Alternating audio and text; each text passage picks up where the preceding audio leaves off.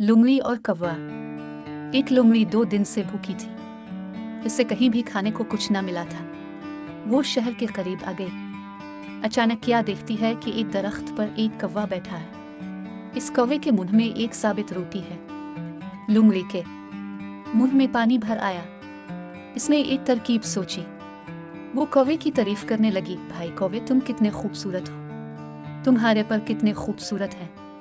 तुम चाहे रावी में नहाओ या जेहलम में, तुम्हारा रंग एक जैसा ही रहता है। सचमुच तुम परिंदों के राजा हो। तुम्हारा गाना बहुत मीठा है, बांसुरी से भी मीठा। दिल तुम्हारा गाना सुनने को तरस रहा है। जरा गाना गाकर सुनाओ। कौवे ने अपनी इतनी तारीफ सुनी, वो फूल कर कुप्पा हो गया। उसने गाना गाने के लिए चोंच खोली। चोंच खुलते ही रोटी नीचे आ गई। लुंगड़ी बड़े चाव से उसे खाने लगी। कौवा मुन्ह देखता रह गया।